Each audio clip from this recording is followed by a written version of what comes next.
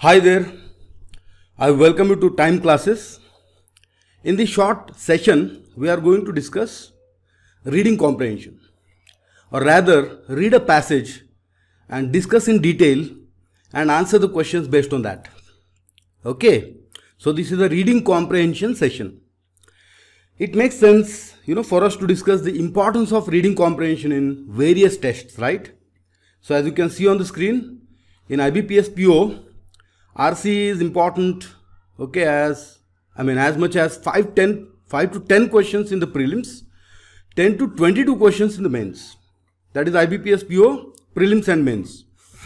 When it comes to SBI PO, in the prelims you have 5 to 10 questions and in the mains you have 10 to 20 questions. And when it comes to IBPS RRB PO, Officer Scale 1 and Clerk Office Assistant, okay, in the mains of PO, you have 10 to 14 questions, and in the clerk mains, you have 10 to 14 questions. The same, when it comes to RRB PO. The point is, RC is quite important. You cannot discount RC. You cannot, plan to take the test without preparing for RC. Now that, you may say, is direct importance. Even indirectly, it's important. You cannot do well in the other areas of language section if you are not good at RC. For example, closed test. You have to be good at reading comprehension to be able to do well in closed test. Okay, even, in grammar and vocabulary, those who are good at RC, they do well in that. RC is the, foundational stuff or the main stuff or the most important skill. So please never ever allow a day to pass by without you preparing for RC. Okay. So having said that, let us attack the passage itself. The directions say, read the following passage carefully and answer the questions given below it. Some words and phrases are printed in bold to enable you to identify them quickly while answering questions related to them. So looks like the traditional model with a couple of words printed in bold about which, synonym or antonym questions can be asked. So let us attack the passage now. Now this is, as I said, an RC session. It's not a basic or fundamental session. Okay, RC fundas or basics are not to be discussed in this session. However, it makes sense for me to say, that when it comes to reading a passage, you should first identify the topic of the passage, then go after the central idea, which is the most important message that the author is giving us on the topic or about the topic. Then you should go for supporting details, among which the most important details are called main supporting ideas. And finally, you should look for the conclusion. Okay. If central idea is not obvious, you should look for the primary purpose of the passage. Why is the author writing the passage? What is his primary purpose? That if you understand, it is as good as understanding the central idea. Okay, it's like central purpose. Then you should also go after the tone of the passage and the style of the passage. Now you may say, what is tone? What is style? Okay, tone is the emotional aspect, the attitudinal aspect, the feeling related aspect of the passage. Whether the author is happy, unhappy, is he appreciating or criticizing, etc. And style is the way of writing the passage. Is he describing, for example, or narrating or discussing or even, comparing or contrasting. Such things are called style. So you should identify these primarily and then go after tonal or stylistic aspects of the passage. If you understand these few, aspects of the passage, which will be there in every passage, it means you are ready to answer the questions. Okay. So this is the manner in which you should read passages. So let us now attack our passage and identify all these things in this passage. Here we go. To succeed in business today, you need to be flexible and have good planning and organizational skills. Okay, looks like the subject area is business. Subject area is the least important, thing which anybody can easily identify. So subject seems to be business. And what is the topic? To succeed in business today, you need to be flexible. What does that mean? The topic is how to succeed in business. That's obvious, right? How to succeed in business seems to be the topic of the passage. And as you can see from this part, the author is giving answer to that. You need to be flexible and have good planning and organizational skills. Okay, so from this we understand that the author is also giving answer to this question. How to succeed in business? You need to be flexible, have good planning and organizational skills. Okay, then the author says, many people start a business thinking that they'll turn on their computers and open their doors and start making money, only to find that making money in a business is much more difficult than they thought. So the author in the second sentence talks about some people who think business is easy. So through this second sentence, the author is suggesting that business is not easy. Okay, it's very difficult. And then the author says you can avoid this. This means this disappointment in your business venture by taking your time and planning out all the necessary steps you need to reach and achieve success. Okay, to be successful in business, you need to be organized. Okay, now if you have understood so far, topic is clear, right? How to succeed in business is topic, and the author seems to be answering those questions. The first sentence gave a general answer. You need to be flexible, have good planning and organizational skills. The third sentence repeated that. You can avoid this in your business venture by taking your time and planning out all the necessary steps you need to reach and achieve success. So basically you need to, take necessary steps. Okay, so then the author comes to this sentence. To be successful in business, you need to be organized. So basically what the author is driving at is the most important point so far, okay, which is in order to be successful in business, you need to be organized. So three things are clear. One, the topic is how to succeed in business. Two, whenever the passage is about how to do something, there is no general central idea, but there is a central purpose or primary purpose. And what seems to be the primary purpose of the author? To answer this question, to give us steps to succeed in business.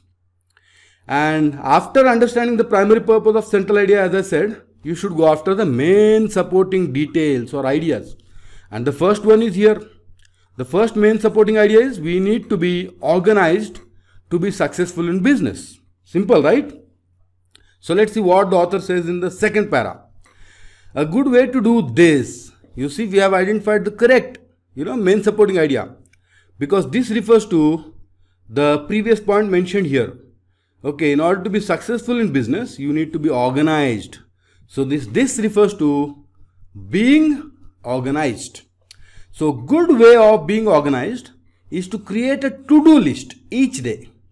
Now what is the to-do list? A list of things to be done, that day. And then the author says as you complete each item, check it off your list. Simple, right? Make a to-do list. Okay, make a list of things to be done that day. And as you finish each item, okay, check it off the list. Tick it off. And then the author says this will ensure that you do not forget anything and you complete all the tasks that are essential to the survival of your business. So the author has given us one step. What is that? Be organized. And one way of being organized is making a to-do list. So one way of doing that has also been discussed. Let's see what the author says next. All successful businesses keep a detailed record. Keep detailed records. So now the author is moving to detailed records. You see, a slightly different point from a to-do list. So whenever there is a shift in discussion, you should be careful. So keeping detailed record seems to be the next point. So keep detailed record. Okay. Now is this a second main supporting idea, or is this a part of the first main supporting idea of being organized? The answer is obvious, right? The first way of being organized is to make a to-do list. The second way of being organized is keep a detailed record of everything. Obviously, this is the elaboration of the same point discussed here. You need to be organized. So we are still in main supporting idea 1. I hope it is clear. This is how, you sort of organize your own ideas as you read through the passage. All successful businesses keep detailed records. By keeping detailed records, you will know where the business stands financially and what potential challenges you could be facing. So detailed record will will make it clear to you, okay, as to what your strengths are, what your weaknesses or challenges are. That's what the author means. Then the author says there is never-ending supply of business gurus telling us how we can and must do more. Now the author has moved to another point. Okay, the author has moved to business gurus who tell us that we can always and we must always do more. So business gurus are, they are business experts basically. They write business books, they give advice to, corporates, etc. So the author has moved on to business gurus after having elaborated on how to be organized by giving us 2 points. Let's see what the author says about gurus. The author gives an example here, right? Sheryl Sandberg. Okay, that's an example of a business guru. I hope you know she is a former executive of, Facebook. So Sheryl Sandberg urges means, it's a forceful way of requesting. Okay, urges women to lean in if they want to go ahead. So what does lean in mean? Okay, oftentimes certain phrases and their meanings have to be inferred by us. So what did the author say here? There is never-ending supply of business gurus telling us how we can and we must do more. So what could lean in mean? Lean in could only mean doing more, do more. So the author is now going, discussing business gurus asking us to do more. One example is that of Sheryl Sandberg. Okay, and then the author says, and in case you thought you might be able to grab a few moments to yourself. Grabbing a few moments to yourself is being alone, being away from, company, away from work. Okay. Keith Ferrazzi must be another business guru, warns that you must never eat alone. So this is all about doing more. Okay, the author is trying to tell us that these business gurus ask us to do more and more, and there is never-ending supply of such gurus. Okay, Sheryl Sandberg says, lean in. And Keith Ferrazzi says, in case you want a few moments to yourself, you can't. Why? You should never eat alone, which means you should always be in company. That's what it means, right? By inference. So we understand that after elaborating a little bit on how to be organized, the author has moved on to business gurus who ask us to do more and a lot more. Okay, and 2 examples are given. Now the question you should have in mind before you go to the next para is, does the author agree or disagree with these gurus? Let's see. All this leaning in is producing an epidemic of overwork. Now what do you understand? The author says all this leaning in, all this doing more is producing an epidemic. Epidemic is a fast spreading disease in the society, like coronavirus, for example, COVID-19, sorry. So the author says all this leaning in is producing an epidemic of overwork. Okay, overwork is working more than necessary, right? Too much of work. Now from this, what do we understand? From the description of leaning in as epidemic of overwork, we understand that the author is negative about doing more. The author is not in agreement with these gurus. That much is clear, right? And then the author says, particularly in the United States, it has produced an epidemic of overwork. So the author is trying to tell us that in United States, they are doing more work than necessary. And author doesn't like that. You should always be clear about author's tonal aspects, negative, positive, appreciating, criticizing, etc. Then the author says, Americans now toil for 8.5 hours a week, more than they did in 1979. 8.5 hours a week? That's too much of work, right? They are doing more work than Americans did in 1979. A survey last year by Center of Disease Control and Prevention estimated that almost a third of working adults get 6 hours or less of sleep a night. That is too less. Generally scientists recommend that we should sleep for at least 8 hours a day. Okay, but these guys are sleeping 6 hours or less per day every night, which means they are obviously working more than necessary, right?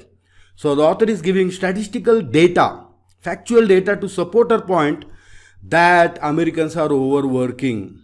Listening to such gurus is not obviously good, according to the author. Another survey last year by Good Technology, a provider of secure mobile systems for businesses, found that more than 80% of respondents continue to work after leaving the office. 69% go to bed without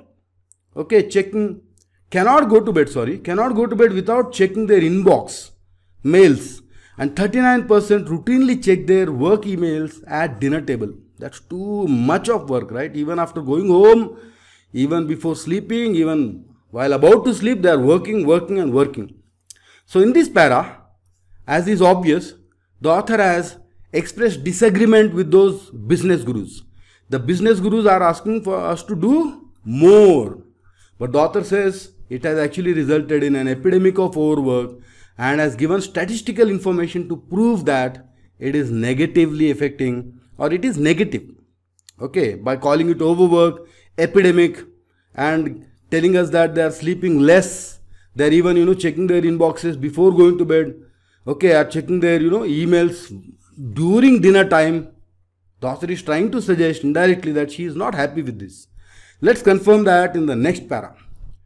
The author says it is high time. High time means it's already too late, and if you don't do anything about it, it will be like the end of it. That's what high time means. Okay, it's already too late, and if you don't do anything about that, it will like end up in negatives. It is high time that we tried a different strategy. So the author is now giving us, third main supporting idea. What is the first one? Be organized. Second one, the gurus and their overwork, do more, and author's disagreement with that. And the third one is, we need to have a different strategy for that. What is that? Not leaning in, but leaning back. So the author says, don't lean in and do more. Instead, lean back. Now, lean in is a new term, but lean back is an already known term. Lean back means to relax. Okay, to relax from your work. So the author is asking us to relax, lean back. That's her different strategy. Let's see what she has to say. There is a distinguished history of leadership thinking in the lean back tradition. So there are a lot of distinguished, popular, leaders who supported lean back tradition or leaning back, relaxing. And examples given are Lord Melbourne, Queen Victoria's favorite Prime Minister, extolled means praised the virtues, good qualities of masterful inactivity. As I said, lean back means relaxing. Inactivity is obviously relaxing, right? Masterful means clever. So the author is talking about clever relaxation. One example, then another one says Ronald Reagan also believed in not overdoing things. And quotes actually suggest it must be a statement by Ronald Reagan. It's true that hard work never killed anybody, he said, but I figure why take the chance? Okay, so Ronald Reagan, humorously said, hard work never killed anybody. Okay, if you work too hard, it won't kill you, right? But then Ronald Reagan says, why take a chance? Which means even Ronald Reagan believed that we should relax a little bit. Don't work too hard. Okay. Then the author says this tradition has been buried in the morass of meetings and messages. Now morass means, a place where muddy water, a lot of mud and water is there. If you get stuck in that, you cannot, move very comfortably. Okay. So this tradition is nothing but the tradition of leaning back. The author says has been buried in the morass of meetings and messages. You see, this is a high-tech age. Too many meetings, too many messages, etc. are there in the morass. So morass here is used figuratively, not literally. Okay, it means maybe chaos, maybe noisy confusion, something like that. So this tradition of leaning back, relaxing, has been buried, got lost in the morass of meetings and messages. We need to revive. Revive means bring it back to life. Okay, that's exactly what revive means. Revive it before we schedule ourselves to death. So before we die due to overwork, we need to do something about this. And what do we do about that? Revive the leaning back tradition. Means we need to start relaxing is what the author says. We need to start relaxing. Then in the next para the author says managers themselves could benefit. So now the author is talking about the benefits of relaxing, leaning back. Those at the top are best employed thinking about strategy rather than operations. You see, the top management should better involve themselves in strategizing instead of, operations. They should not do every work themselves. They should think of strategy about whether the company is doing the right thing rather than whether it is sticking to its plans. Are they sticking to its plans or not? Of course, it's important, but more important than that is, are they doing the right thing? Is it the right thing to do now? Okay, so from strategic point of view, okay, top managements can lean back and think. Then the author says when, he was the boss of General Electric, Jack Welch, the famous person, his example is being given in the context of leaning back. So the author says when he was the boss of General Electric, Jack Welch used to spend an hour a day in what he called looking out of the window time. So looking out of the window time obviously in the context means leaning back or relaxing, thinking about, strategy and such other things. When he was in charge of Microsoft, Bill Gates, no business discussion can happen without Bill Gates, right? So Bill Gates used to take 2 think weeks a year when he would lock himself in an isolated cottage. So Bill Gates, instead of taking 1 hour every day, would take 2 weeks, every year.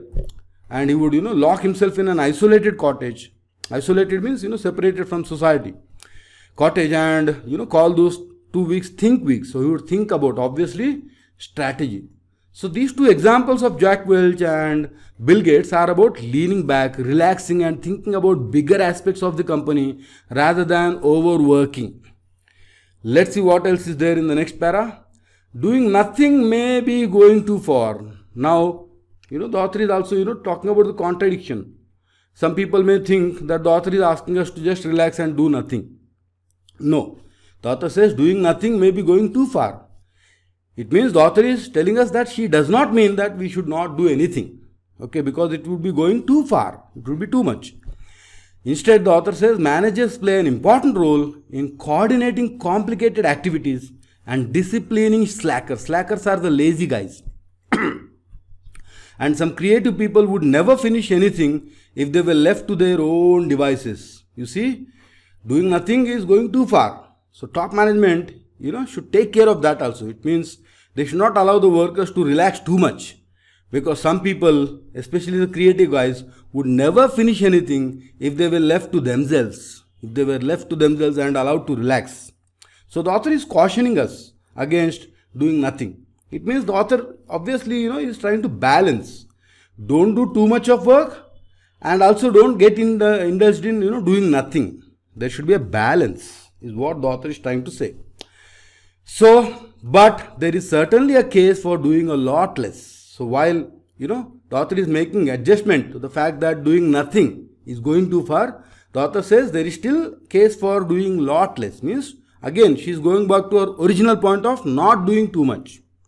For rationing means portioning, dividing work. Rationing emails, cutting back on meetings and getting rid of a few overzealous bosses. Overzealous means over-enthusiastic bosses. Bosses, who make you do a lot more than necessary. Taskmasters. So the author is suggesting how this doing less can be done. By, portioning emails or rationing emails. Cutting back on meetings means reducing meetings and even getting rid of overzealous, over-enthusiastic bosses. Leaning in has been producing negative returns, for some time now. Leaning in is the, business guru advice. Too much of work has been producing negative returns, means negative results.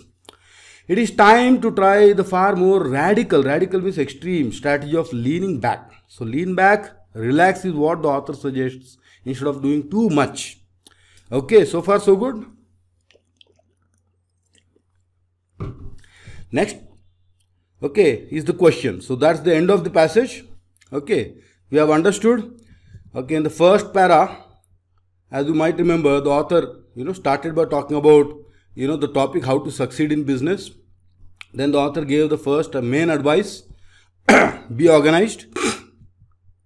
And the author gave 2 ways of being organized. Then the author went on to talk about these business gurus who ask us to do a lot, lean in. But the author contradicts that and says it's, it's bad. It's not good to overwork. And then the author went on to talk about a different strategy of leaning in, relaxing, and gave statistical evidence and benefits of that. And then finally, how to do that has been discussed in the last couple of paragraphs. Okay, so let's now go to the questions. Here's the first question, which is about the tone of the passage. What is the author's tone in the passage? Now, tone, as I told you, is the attitudinal aspect. Is the appreciating, criticizing, praising, okay, or happy, unhappy, depressed, etc. So let's look at certain things in the passage before we go to the answer. So the author, you see, in this para says it is high time that we tried. Basically, the author is asking us to do things, right? Do it this way, do it that way. And while saying so, the author is also cautioning us. Doing nothing may be going too far. Okay, so she is trying to ask us to do something, but at the same time warning us, okay, not to go too far and how to do it.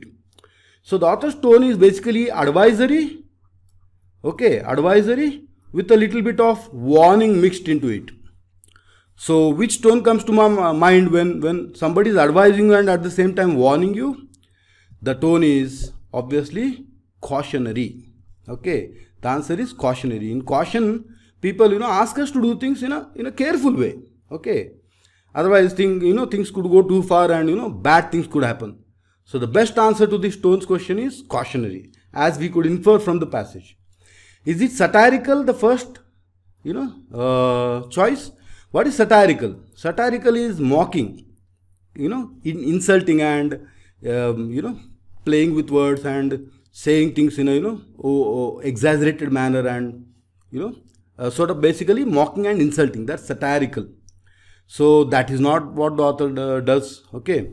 Cynical. Being cynical is having sort of believing that all those people who do stuff basically do it to benefit themselves.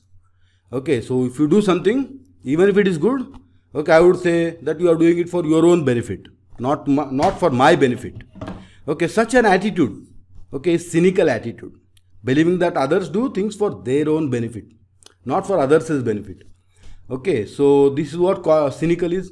Humorous means funny, okay, causing laughter. Gloomy is sad and depressed. So obviously, even by elimination, these four choices do not work. And as we can infer from the passage, the answer has to be cautionary. With that, we move to second. What has the author defined as leaning in?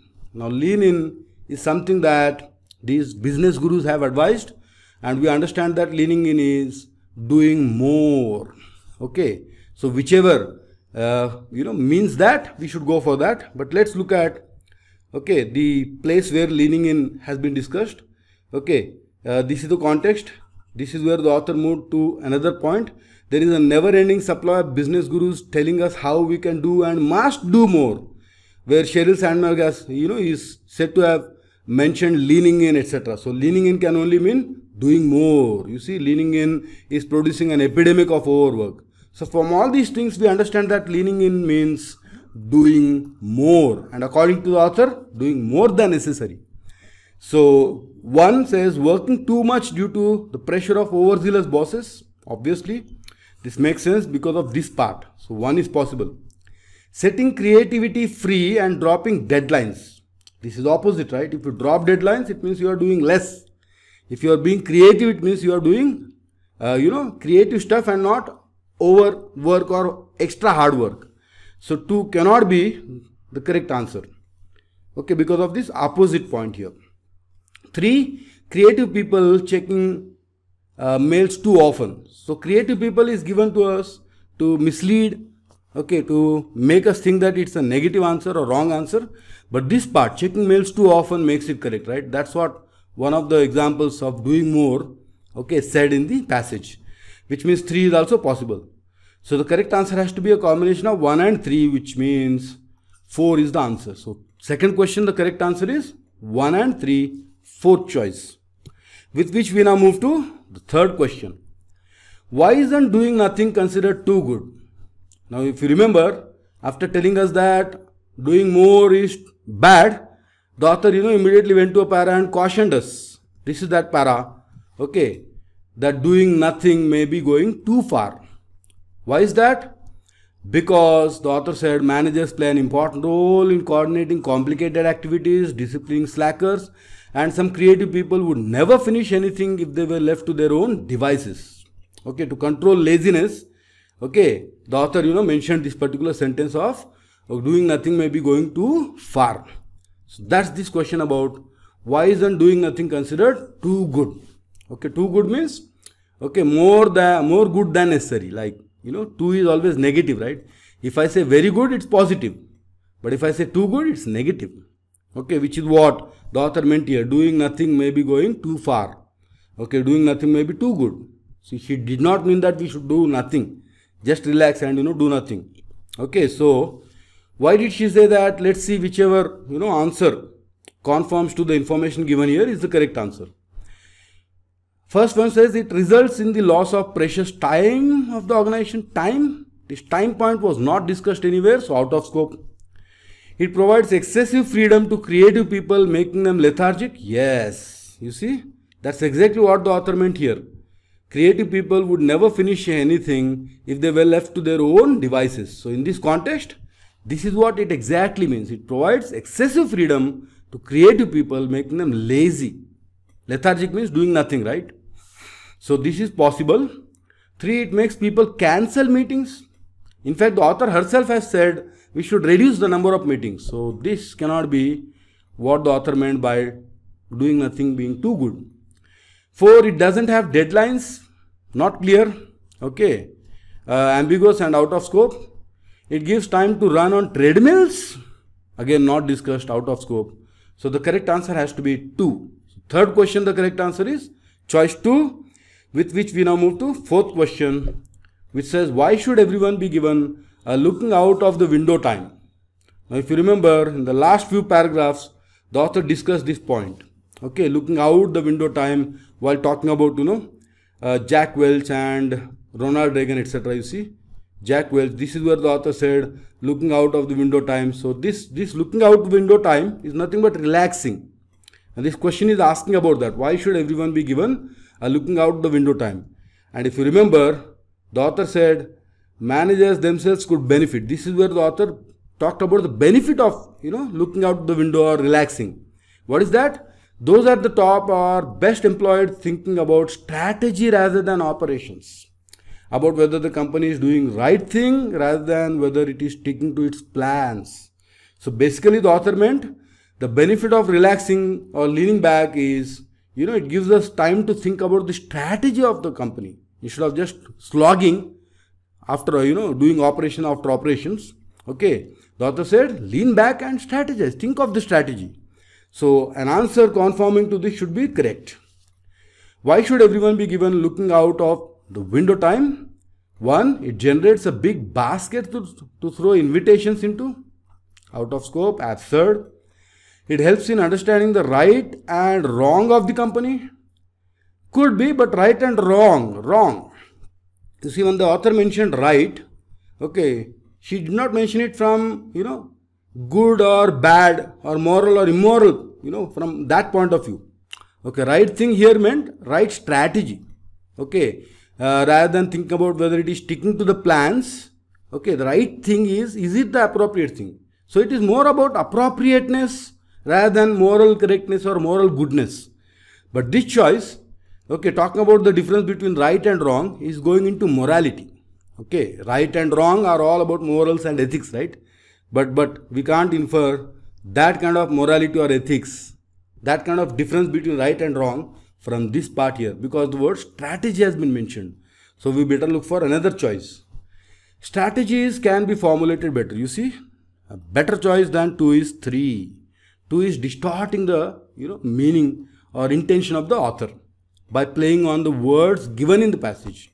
Because the author mentioned right thing here, this right and wrong are playing on that. Deceptive choice. So wrong. 4th says employees and managers enjoy leisure time. About enjoying leisure time was not mentioned in the passage. And 5th says it helps enjoy the nature, again not mentioned. So fourth, the correct answer has to be 3rd choice. With which we now move to 5th question. What could be the closest significance of never eating alone? If you remember, never eating alone was mentioned here when the author was discussing the, gurus, Sheryl Sandberg and Keith Ferrazzi, in the context of doing more. Okay, obviously we inferred never eating alone means being in company so that some benefit, some work related thing happens. Okay, so you can't grab a few moments to yourself is what Keith Ferrazzi said. And obviously never eat alone means don't eat alone, have some people around so that you can discuss something, obviously working more. So any choice saying that should be the answer. So one says it takes away your chance to meet new people and grow the PR network. Yes. So never eat alone. Okay, because eating alone would take away your chance to meet new people and grow the PR network. So this is what you would miss if you eat alone. This is why they asked you not to eat alone. So this is possible. It makes you feel lonely. No, loneliness was not discussed. It creates distractions and interruptions while eating. No again. It puts you off the crowd. No, none of the above. No, because one we have selected. So the closest meaning of, closest significance of never eating alone is it will take away the chance of meeting new people or people and growing PR network.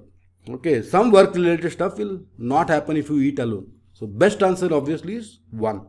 From the context we can infer that. So fifth answer is 1.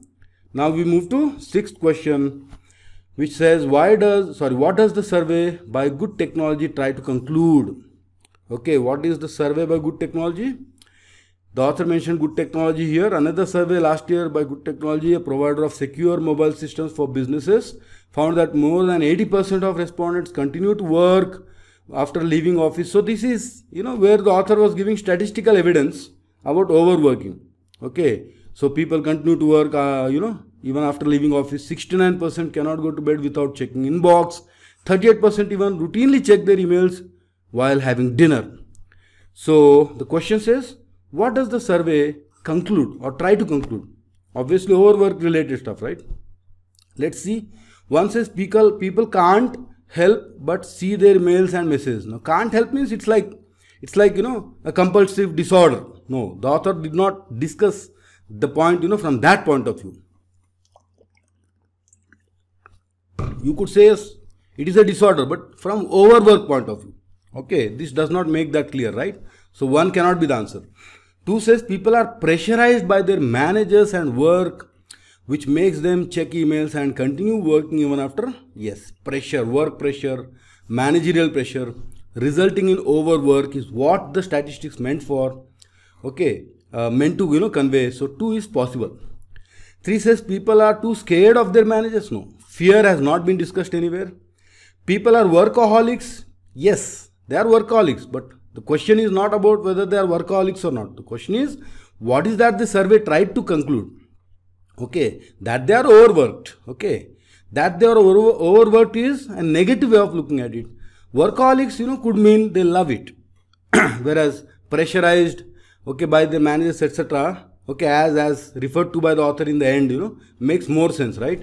So workaholics is not a stronger answer, okay, than 2. 5 people prefer messages over dinner as the latter isn't tasty. Stupid answer. So the answer has to be 2. With that, we go to 7th question, which is about vocabulary. Which of the following words, select the word which is most similar in meaning to the word given in bold as used in the passage. Toil. Okay, toil actually means overwork, working a lot, too much of hard work. And exertion, which also means too much of effort, okay, is the closest word, closest in meaning to toil. Pressure is far too general. Animated means lively.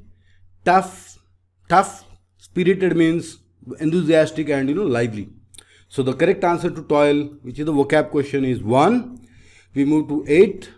Select the word which is most similar, again synonym question, to the word morass. Morass, I told you, is literally a place where a lot of mud and water are there, okay, making it difficult for you to move or to even walk. So that kind of place is morass, a swamp kind of place. In the context of the passage, I told you it meant confusing situation or a situation in which you are ending up working too much. Okay, riot of course is a different word. Riots happen a lot in our country, right? So this is not what it meant. Chaos, yes. noisy and confusing situation possible. Noise is far too general. Okay, noisy situation is not the same as noise, right? A noise can cause chaos, but noise itself is not chaos. Clang is sound made by any metallic kind of object. Clash again is a totally different, conflict or fight is what clash means. Okay, it could be chaotic, but it does not by itself mean chaotic. So the best answer to morass is chaos. So 8th question is also done. With that, we now move to saying thank you. So I hope you enjoyed the session. That's how you should read a passage. I was as detailed as possible.